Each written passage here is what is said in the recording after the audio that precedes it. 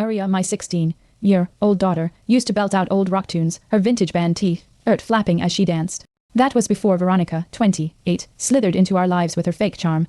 Honey, I could have all the gold in the world and I would still need you, she cooed to Arya, twisting her trust. I clutched Arya's T-shirt, heart shattering as Veronica's influence grew, stealing my daughter's innocence.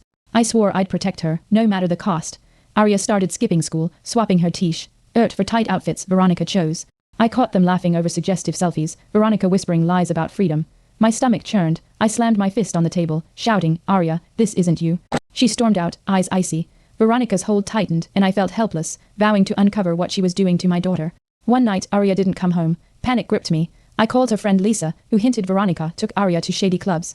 I drove to a dive bar, spotting Arya in a corner, makeup heavy, swaying with strangers. I grabbed her arm, but she yanked away, slurring, Veronica says I'm finally free. My heart sank. I'd failed to shield her.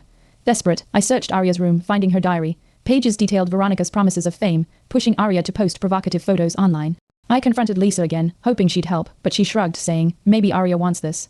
I gasped, betrayed. Lisa's apathy was a dead end. My hope crumbled, but I couldn't give up.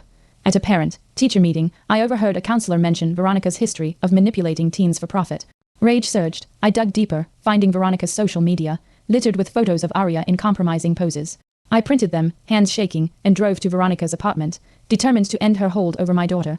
The twist hit like a punch. Veronica wasn't just a friend, she was grooming Arya for a trafficking ring. I burst into her place, evidence in hand, yelling, you're done. Veronica smirked, but I called the police, heart pounding. They arrested her on the spot. I hugged Arya, who sobbed, I'm sorry, Dad. I whispered, we'll heal, feeling vindicated. Arya and I sat in therapy, her eyes softer, her T-shirt back on.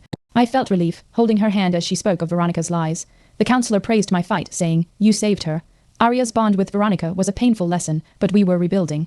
I smiled, knowing we'd face the future together. Veronica faced charges, her schemes exposed. Our community rallied, offering Arya support. She joined a music club, her laughter echoing again. I told her, honey, I could have all the gold in the world and I would still need you, meaning every word. She hugged me and I felt triumph, our bond stronger than ever. Months later, Arya performed at a school concert, her voice raw and true. I clapped, tears falling, as she dedicated a song to me.